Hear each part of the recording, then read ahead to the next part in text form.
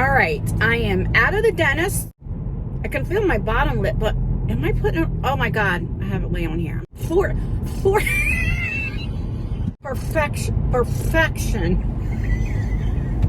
Oh my God, I can't say the F's.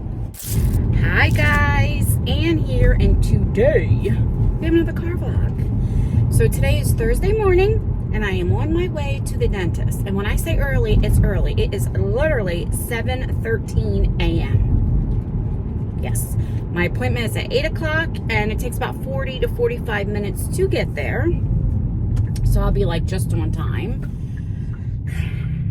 Hence why I have no makeup on, because of course I'm going to the dentist. I don't even have earrings on. I learned the hard way, and I'm getting a lot of work done. I don't know if it's like 2 or 3 root canals, a few cavities,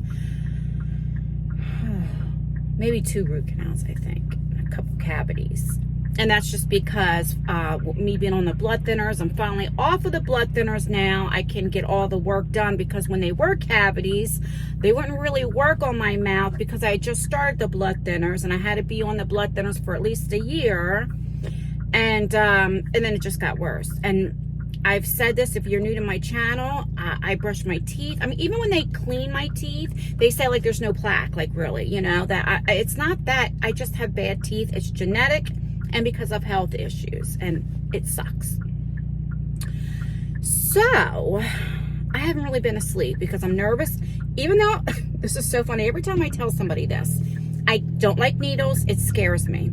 And you guys know I'm diabetic. So I have to give myself insulin every day. I mean, I do it in my stomach.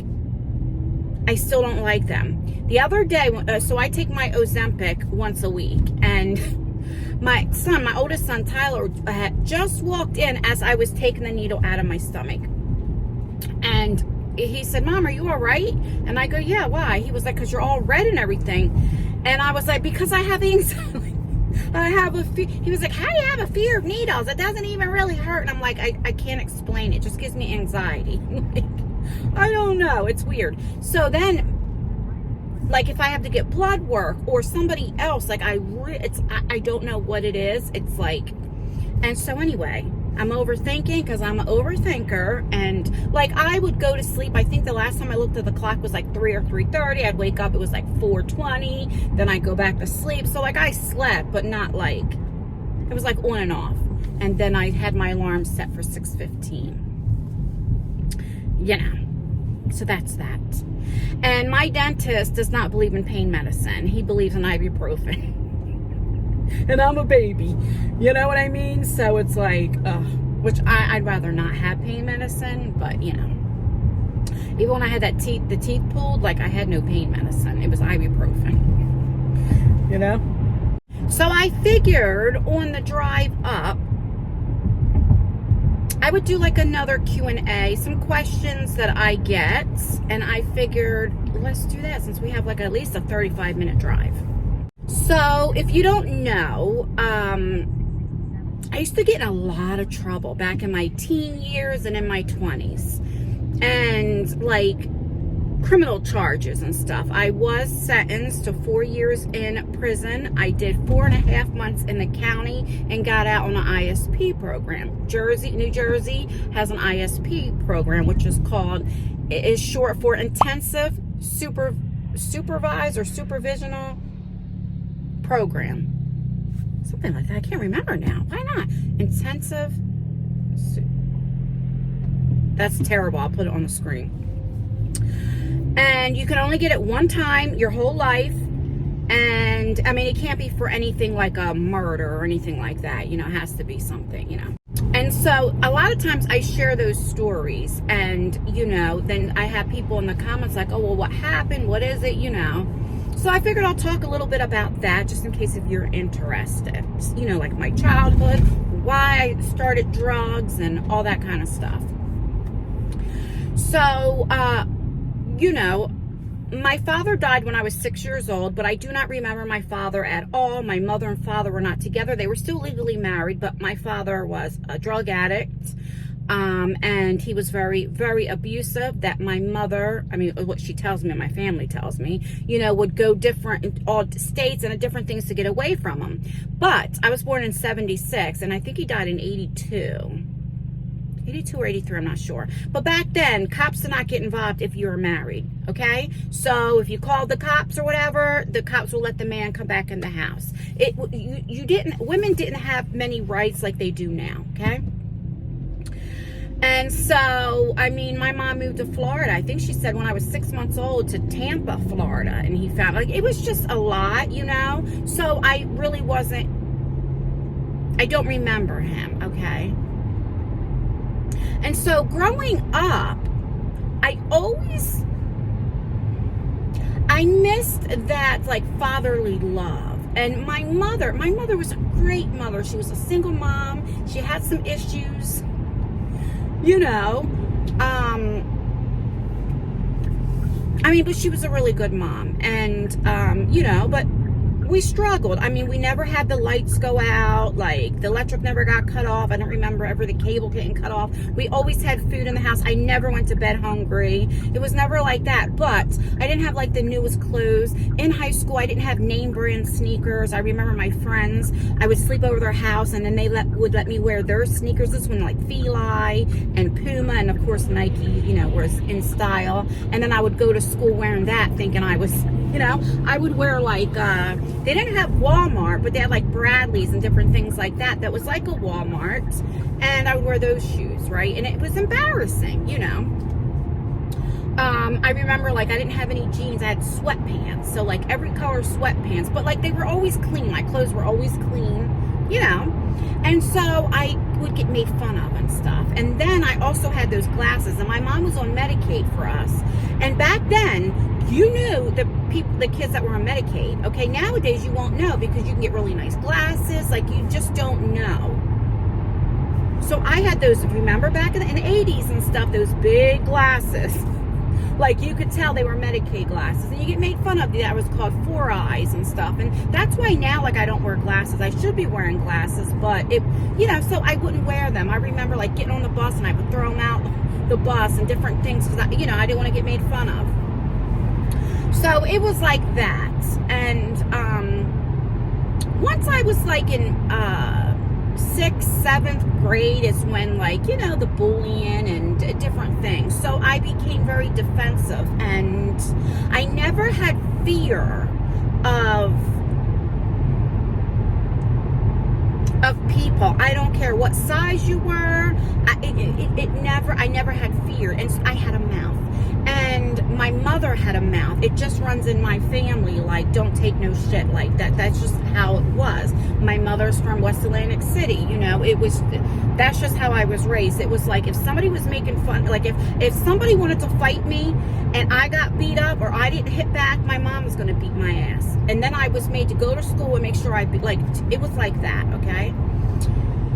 And so I started fighting. I was 10 years old, and her name was Octavia Jones. Never forget, it was my first fight. And she, like, pushed me, and I fell. And I didn't fight her back. And I remember telling my mom, and then I had to go to school. And so then it started from there where I started taking up for myself. And I noticed being a class clown in school, people were laughing and, you know, and getting in trouble in school. I thought I was big, you know, shit, like, that people didn't make fun of me because I was cool, you know. Here they were laughing at me, not with me. But when you're that age, you think, oh, I'm cool, you know. When I got to high school, I started hanging around the wrong crowd. And the people that I hung with, people were scared of. They were in gangs and different things like that. Now, I was never in a gang ever, but I was always associated with people in the gang. So, you know, the cops and different things, they still looked at me, you know. Well, anyway, so I was always fighting, getting suspended, like, you know, I was bad. I understand that. I was never, like, disrespectful where I would cuss out the teachers and different things like that. But I was bad. I was 16. I was in 11th grade, and I told my mom, this was in 1993, I would have graduated in 94, and I didn't want to go to school. My mom would drop me off And as soon as she dropped me off, I'd skip school or whatever. And I would get straight Fs. Now, back then, the lowest grade you would get on your report card is a 50. So it was like 50, 50, 50, 50, 50, 50. Like, I didn't even have the credits that I could even graduate when I was supposed to graduate. So I said, I just want to stop going to school. And my mom was like, well, you either work or you go to school. And I'm like, I'll work. So I was 16 years old. My mom signed me out and I started working. Well, at 17, I meet my son's father, and he was a big-time drug dealer. And oh, that was so cool to me, because now I'm around somebody that has money and that would buy me anything I wanted, you know. And I just, when you came from being poor to like having somebody that's like buying you clothes or sneakers or food every night. I know it sounds so stupid now, but at 17 back then, I just thought it was cool. When I met my son's father, he had 2 kids already. Well, he only had 1, but the girl, when her son was 2 months old, or 4 months old, I think 4 months old, she got pregnant with again. And so he just always raised the other one as his. Even now to this day, they still call, you know, he calls him dad. He always raised him, because they weren't even, like, they were like almost a year, 11 months or a year apart, you know? So I always say he had 2 kids, but really it was just 1. But really 2, right? He raised him like that. Well, I was only with my son's father for 4 months before I get pregnant. I was 18 when I got pregnant. Okay, 19 when I had my son. And he was going back and forth between me and the girl. Unbeknownst to us, of course, we believed him. I thought she still wanted him back. He, you know, and so we would fist fight and fight. So I had a lot of simple assault charges because of my attitude, who I was, and I wasn't going to let anybody punk me. And I was the type, oh, I'll get him. I mean, it was so stupid. It was just a stupid thing. And then again, that's when I really started drinking, because, you know, like, we would break up. She'd move in, and it became personal between me and her, right? It was like, ha ha, I got him. So stupid, but this is just the truth. So I started drinking and stuff, and again, hanging around the wrong people, really started hanging out. And I wasn't living with my mom or anything anymore, you know, but like, so I was living there. And then even when I went back to my mom's house, like back and forth, like I said, my mom would watch Tyler. As long as like he was in bed sleeping, I can go out, you know. Like I said, I was just getting in trouble.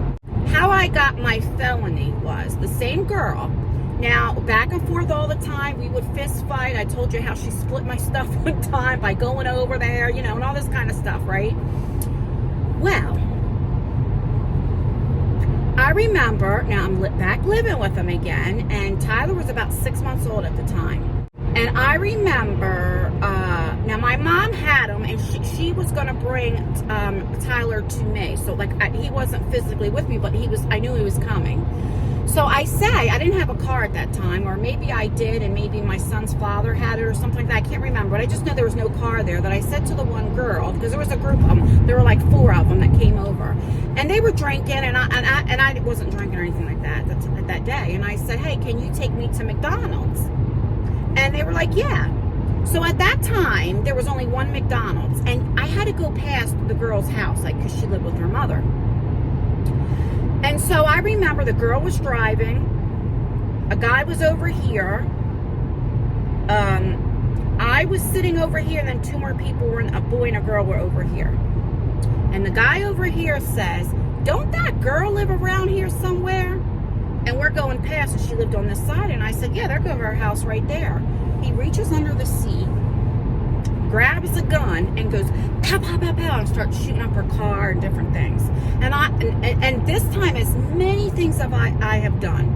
And I'm talking about where I was the type of girl, I used to keep the razor blades under my tongue. I was in and out. If you owed somebody money, I'm there, and we're breaking in the door, and I'm like wiping that handprint, and we're stealing what you owe. Like, you know, I was bad. I mean, I had an armed robbery charge. Like, it was like that. But so I can admit when I was like, oh, I knew it was going to happen. This time, no. Because she had children. and they were my son's brother. I would never go that far, okay? Well, guess what? There was literally a cop right behind us. We can't get out of that. So we pull up. Where the girl pulls up it, on the left-hand side is a Christian school. So now we're at a school zone.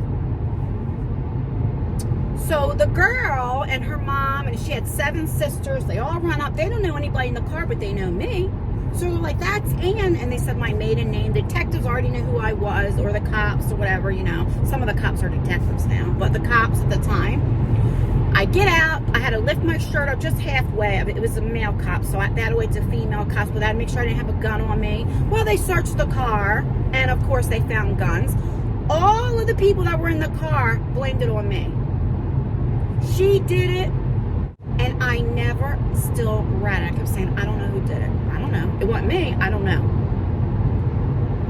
So I took the charge. Now, I'm sure they could have fingerprint, like I'm sure there could have been more, but it was like a quick, I took the charge. It doesn't matter. Anyway. And so I was charged with unlawful possession, unlawful use. They downgraded some things, but thank God there was no drugs in the car. Now, at this time, I wasn't on drugs. I didn't do drugs or try any drugs or anything like that. It was just, you know, I drank, but I didn't drink that day. And so, taken it to trial and stuff, 4 years. And so that's how I was convicted of that, you know. To this day, I still see them, some of them, a couple of them, 2 of them I think died. I see the girls. The girls are alive. And they're like, hey, you know, and I'll speak, but I don't say too much. And I remember saying, why the fuck did y'all do that? They were like, well, because we just thought you would get a fine and we would pay your fine. Now, I'm the only one with a child. None of them had kids at that time. And ever since then, they get, you know, like now, like if I called them, I know, like, that's when I stopped hanging with people. And I realized how people were, these big, tough. I mean, the one guy, nickname, he was called Suicide, right? Because he would, you know, whatever. But then I'm like, but when it came down to it, they were cowards. They all ran. Instead of them all saying, we don't know, or whatever the case may be, it was like they were so scared. Blame me. And I still never ran it. I just don't do that. That's just how I was raised. And, yeah, so it was very hard for me to trust people, you know, and I didn't have friends, again, like that, until, like, YouTube. So, like, well, anyway, let me get to this. So that was in the 90s. Then in the 2000s, in 99, I met my daughter's father. I got pregnant in 2000. I had her in 2000. And he was another drug dealer. And I was still getting in trouble. I was there for him. He, you know, we would go to New York, get his stuff, and that, you know, I was with a stupid hotel room stuff, like so stupid. So, like, you know, then people would set him up because he was a big time drug dealer, you know, and for them to get off of things, sometimes I was with him. But he was the type, he always took the charge and said, she don't have nothing to do with it, nothing. So, like, I would be initially charged with distribution, with selling, like possession, you know, all that stuff, but they would get dropped or probation or something like that. Like, I never did any jail time. Then when Lexi was about 11 months old, we broke up for good. And I'll talk another story, like when I was in the abusive relationships with them, but, you know, that's not, I don't want to get into that right now. And then, so then after we broke up, I wasn't with any man. I didn't want to be with anybody. And it was like a few years, about 3-4 years, right? Yeah, about 3 years. And then I was working, and the one guy, Isaiah's father, he comes over just as a friend because he had to come to my city to pay a fine or something like that. And he comes over, and it was just as a friend. I was drinking. This is when I was heavily drinking and stuff. And I would get high. I was smoke crack. Let's just keep it real. Partying, not every day or nothing like that. Like when I would get drunk, I would want more of a high. But when he came over that time, I was just drinking, and we had sex. It wasn't planned, nothing. We had sex that morning, and then that night, and then I think the next morning or something, whatever the case may be. He goes home. We worked together. That was the only time we ever had sex, and guess what? I got pregnant. Oh God. So, and then after that, he's never been in Isaiah's life. We did get a DNA test, of course, and but he owes me like $66,000. He's never really been in Isaiah's life. So then I wasn't with anybody till Isaiah was like 5 or 6 when I met my husband. And again, with friendships, I didn't trust people until like I got on YouTube. So that's why, like I said, I was so depressed when I started my YouTube channel. Very, very depressed.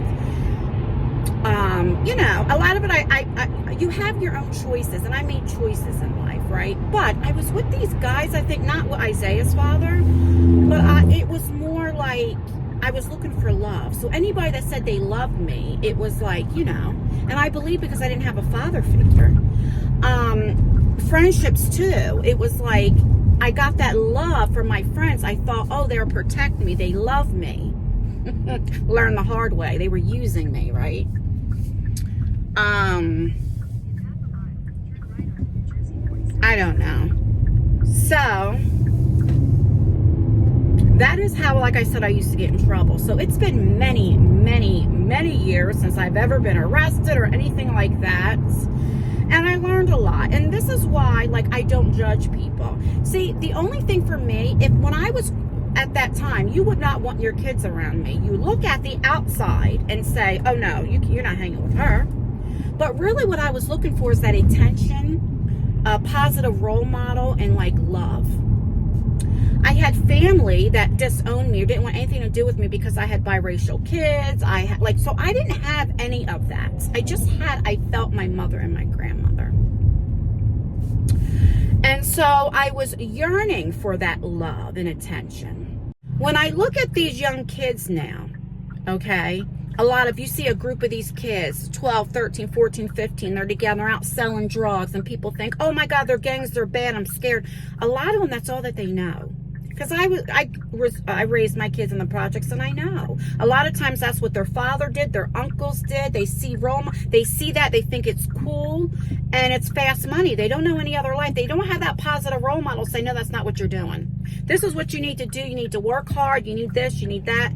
Do you understand? Or their parents couldn't afford and to get them clothes and stuff like what happened to me, and so they would start selling drugs so they had the money to buy clothes and sneakers and stuff. And a lot of it, that's what it is.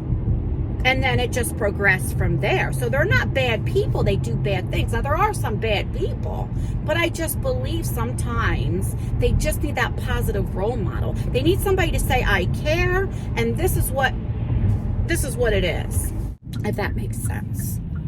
Now, let me tell you about just with stereotypes. I remember I was doing YouTube for about a year, and I did a Q&A or something like that, and I'll never forget this. And I was saying how, if I see homeless people, I don't give them money. I'll go and get them food or whatever they need, or go to Walmart and get stuff, which I do that. I still do that. I said, because I don't know if they're going to use the money for drugs or whatever like that. And I will never forget, I had a subscriber say how she was homeless at the time with her mother, and how people judged and didn't help me. She unsubscribed from me. And I thought about it, and it hurt my feelings because she was a subscriber for a while. And I thought, and it made me think that's right, I judged.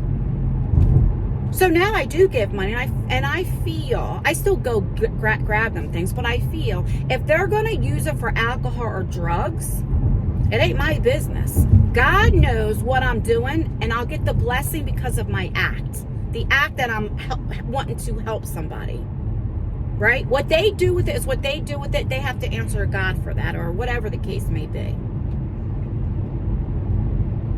So even that, it's like, even growing up, oh my God, I was so judgy. I would talk about fat people. I would talk about if a crackhead. Oh, they can't get on my crackhead. Here, look what happened to me. Right? Look at my health. I was overweight. Like this, like so many things. This is what I'm saying. Why you have to watch what you say in the talk of your tongue, because it can come back to you, and it can come back hard.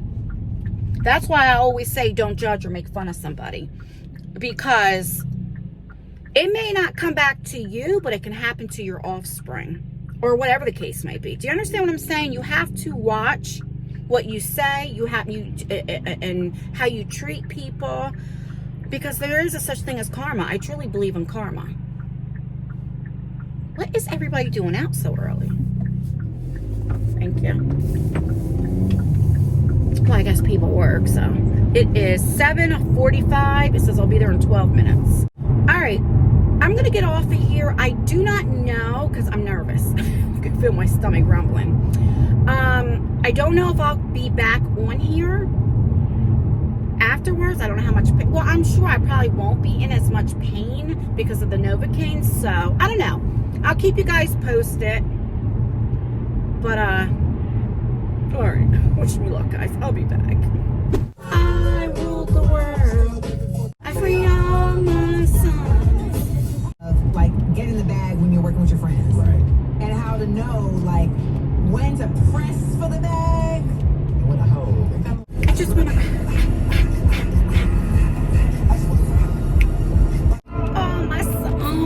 This is my shiznick.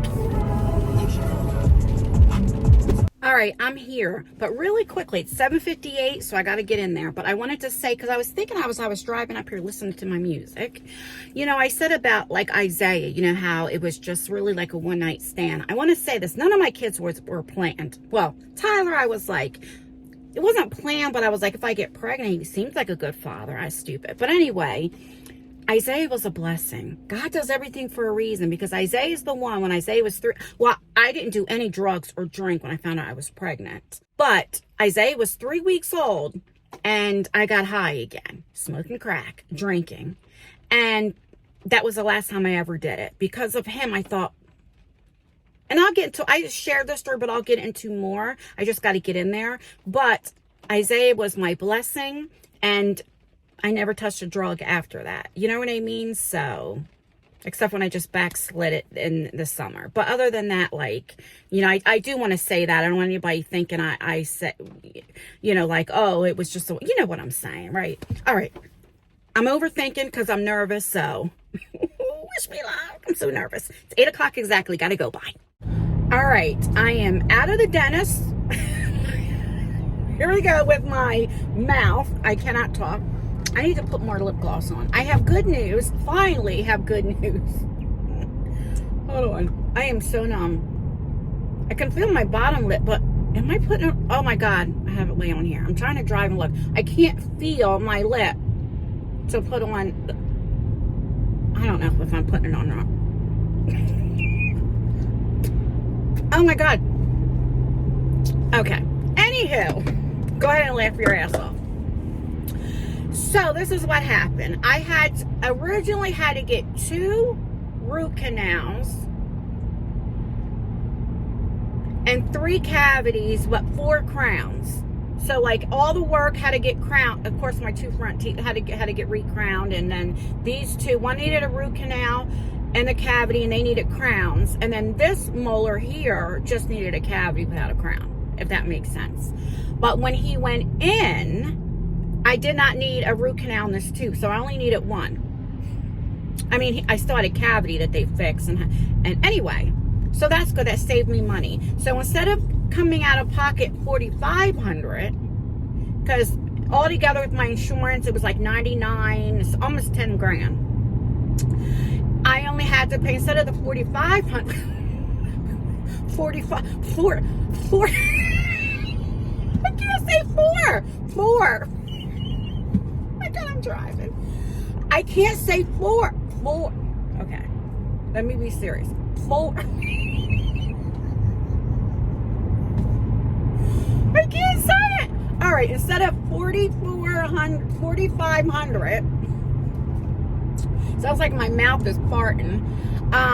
It came down to 39 something, and then I had like credit, so it came to 38 something.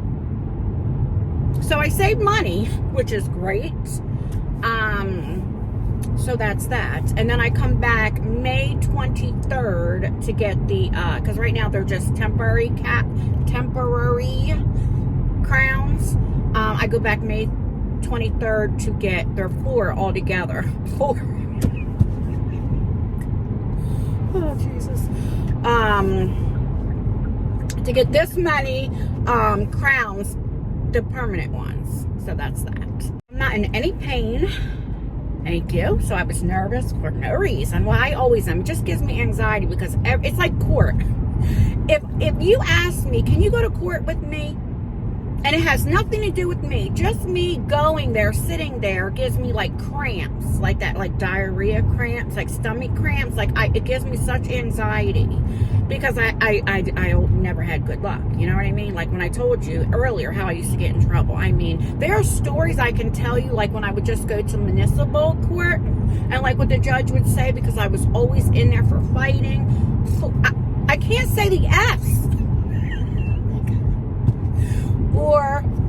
For fighting, you know, like the judge would say, because I was in there so much and he was trying to teach me a lesson, you know. I mean, I remember one time, like, you never bring money to court, ever. So he's like, how much money do you have on you? I'm like, I don't have any. So he made me empty my pockets, but I had a dime and a penny, so 11 cents. He's like, 11 days in jail. One time he counted my buttons. I had 3 buttons. He was like, how many buttons do you have on your shirt? I'm like, 3. He was like, 3 days in jail. One time he told me, he was like, the next time I see you in my courtroom, you just need to bring your toothbrush. I mean, you know, like, whatever. So it gives me anxiety. And every time I would go to the dentist, there was always something wrong. Where I'm paying thousands of dollars, right? But I love this dentist. He does beautiful work, and he's like a perfectionist. Gotta watch my F's. Do you know what I mean? He's really good at what he does, and he's hard to get in. Like, okay, so I had to just make a cleaning appointment for Isaiah. They can't, the earliest they can get him in is September. That's how booked up he is. And like I said, I travel 45 minutes away. So he's, you know, he's just a very good dentist, and I really like him. Like, he could have went ahead. Most dentists would say, oh, let me do a root canal or whatever. But once he got in there, he was like, no, we can just do the cavity. Do you know what I mean? He's not about the money. And then also, when I go back on the 23rd, I had a bond right here that came off. So it looks, it's chipped, you know. So he's going to fix that as well when I come back. All right. Oh, and all of my teeth they worked on were all on the top. So the front teeth and then the 3 molars here. But I'm going to get off of here. And, yeah, hopefully, since I'm not in any pain, when this numbness goes down, I don't know, it's 11 o'clock on the dot. 11 o'clock on the dot. What song was that? I don't remember. Was that Usher? Or was that 12 o'clock? I don't know. Anyway, maybe I can, because I have I got a $100 Ipsy mystery box. So I have that to do. I have my Odin's Eye. My Hank and Henry finally, because I can't say my F's. Finally. Oh, if I say it slow. Finally shipped. But that doesn't come till May 1st. So, I have a couple, and I want to do some more get-readies with me with my palette and different things like that. All right, I'm going to get off of here. I'm driving, and I'm going to listen to my music. Please thumbs up this video. It really does help me out, or dislike it. That helps me out as well. Make sure you leave a comment. Commenting really does help out with engagement, even if it's just an emoji. All right, guys, stay beautiful, stay blessed, stay healthy, and most importantly, always stay you no matter what, whatever you're going through. Always stay you. And I will see you in my next video. Bye, guys. Oh my goodness. 44 for perfection. Oh my God. I can't say the F's. Imagine if I got mad, I had to cuss somebody out, and I'm like, F you. They would laugh their ass off at me. Oh my God, that's so funny. All right, bye.